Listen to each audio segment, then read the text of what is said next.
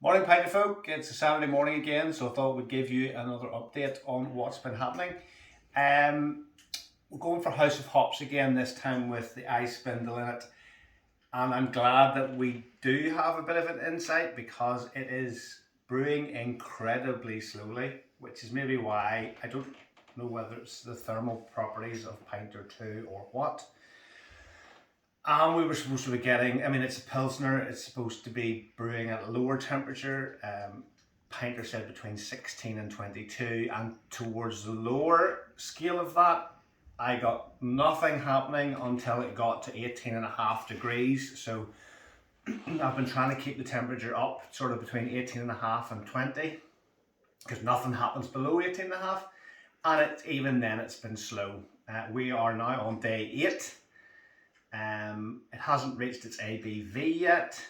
We're still about 1% off that. So realistically, it seems to be quite a lot of unbrewed sugars in these in P2 because they still taste quite sweet. So I'm just going to leave House of Hops to brew more until it at least gets to its ABV. And I think ATTN stands for attenuation, I believe. And I think once that gets to 75%, that's it brewed. But it's only sitting at 56%, so there's still a lot of sugar in there, so I'm just going to leave that. So Stonebridge, we've done that. I tapped it yesterday. I know you can take it straight from the keg, no need to tap, but tapped it yesterday just to see what it was like. And like a lot of you guys, I'm getting foam issues, so let's do today, see if it's any better on the foam front. The answer is no to that. So there's the initial. There's the initial bit when the tap opens. You do just get a squirt of foam. So we're not going to try and pour beer through that because you're going to be wasting your time. Straight to 45. Keep the glass down in. That looks to be pouring better, yeah. Apart from that initial spurt. But if you just chuck that and then just try and pour, which is fine. I've also got in the sink, I've got Stars and Stripes in the good old P1, Fire and Forget, 2 days cold crash. So we're gonna have a look at that. I'm going to undock it as well. So now,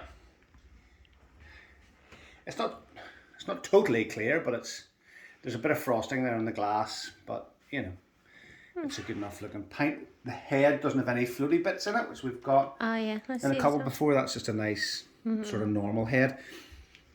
I think with the hop oil, sometimes it can be a bit, greasy's not the right word, but the beer can be a bit oily because there's oil in it. But we'll see if this is what it claims to be. Beer's not oily, the head is oily. Is what you mean, isn't it? Again, that's a bit sweet. I wouldn't necessarily say it's all the things that it claims to be. You can read it yourself, guys, but biscuity, creamy malt at the beginning. That, to me, that's just a fizzy sweet drink. Good old P1, eh? Come back, all's forgiven.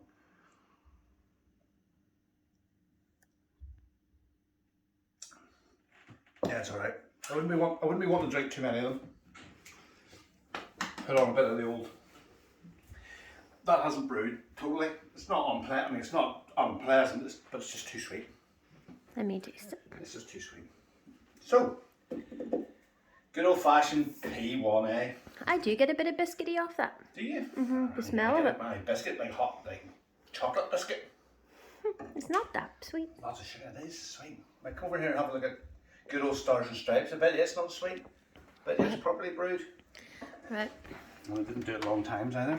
We're in the sun here, but I'm trying. That's a good pop. Look at that, running clear. Oh.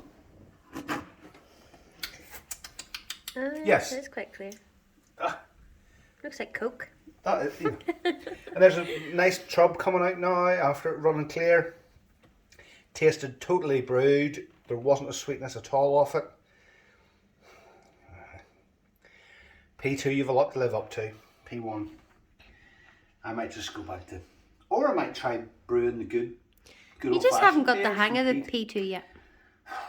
So We'll see what the House of Hops is like with the ice spindle. yeah, I'm looking forward to that. That'll be amazing. And maybe when you've got the ice spindle, you'll be able to keep. Well, I might just start going back to the old favourites like Public House and Stars and Stripes and stuff I really, really enjoy drinking. Because there's none. I mean, Big Dipper was alright, but it wasn't any better than Space Hopper. So all this hassle about hop oil and all this rubbish. Yet to impress me. Yet to impress. So put your comments down below, guys. See how are you finding P2? How are you finding this hop oil business? Or do you agree with me that it's a wee bit of a faff and it doesn't actually add anything? If anything, it makes it worse. So comments down below. Let me know how you're getting on.